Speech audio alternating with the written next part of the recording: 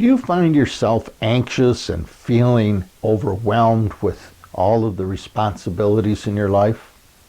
I'll be back in a minute and we'll take a look at cognitive overload and see if we can get some ideas on how to break out of that feeling of anxiety.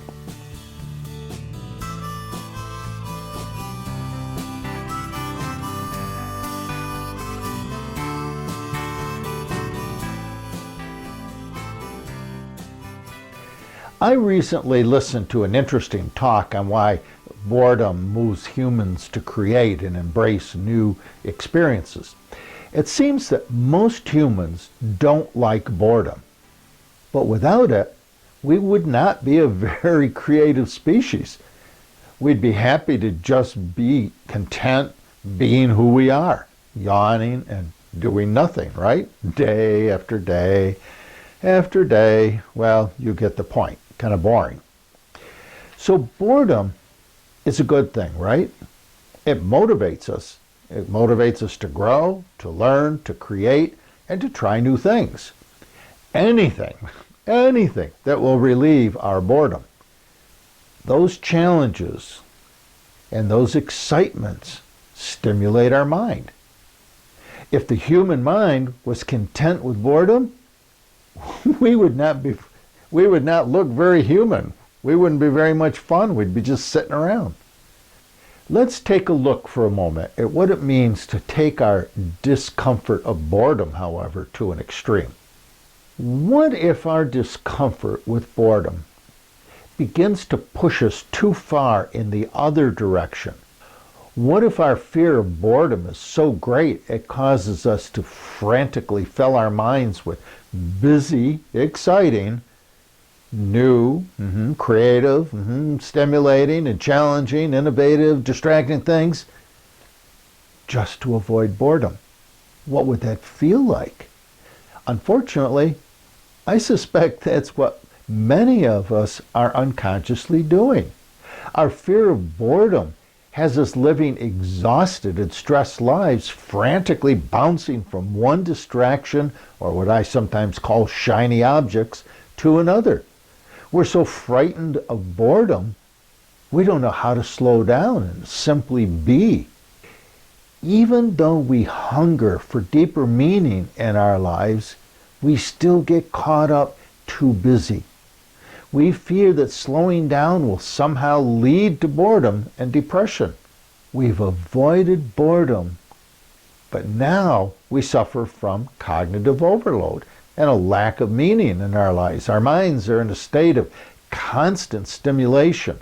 News programs, texting, emailing, talking on the phone, surfing the internet, checking the weather, Googling, FaceTiming, watching television, working, cooking, mowing lawns, and going out to dinner. The list of distractions we face in a normal day is endless and overwhelming for many of us. When we get too overwhelmed, however, we often turn to addictions like food or alcohol, or we go on a vacation so we can be busy doing the things we don't have time to do in our day-to-day life, right? If your life resonates with the conversation that we're having, simply ask yourself, what would be a middle ground between boredom and cognitive overload? What would it look like for you?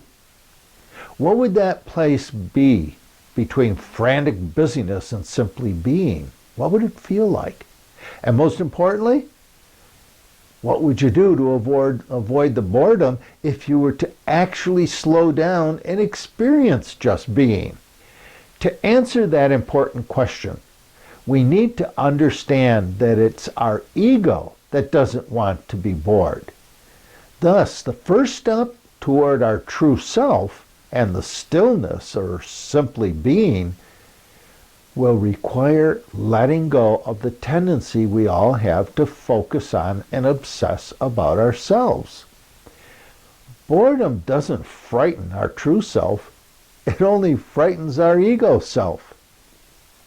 Our ego is endlessly doing whatever it takes to create and strengthen our sense of self-identity. So if we're to be successful in our desire to slow down and experience our true self and find the deeper meaning that comes from simply being, then we need to give our ego something to do, right? Something that would give our ego the sense of self-identity that it needs so badly, and keep it from feeling bored. Years of counseling and life coaching have taught me that the best way to accomplish the goal of slowing down and still not being bored is learning to ask ourselves a couple of simple questions. 2 questions that will keep our ego from boredom and yet still strengthen our sense of identity that our ego needs while we're sitting with ourselves and just simply being. Here's how we do that. Question 1. What is it that gives deep meaning to your life? Why are you here? What did you come here to do? What is it that more than any other thing that you do in life brings you deep satisfaction? When you can answer this basic life question, you'll have discovered your life purpose, the reason you were born, the person you were meant to be. Once you have that question nailed down, ask the second question. How would you use the answer to question 1 to add value to the lives of others? The moment you can answer those 2 questions, what gives your life meaning and how can it add value to the lives of others, your ego will no longer need to feel boredom. And what you do in your life from that moment on will give your ego all the self-identity that it's been so frantically searching to discover. Your life may still be busy and filled with creative doing, but the doing will be deeply satisfying, not stressful. Your true self will be so busy creating meaning in your life, your ego self will no longer need to fill your life with mindless cognitive overload. And most importantly, boredom will no longer be a feeling that your ego will have time to worry about.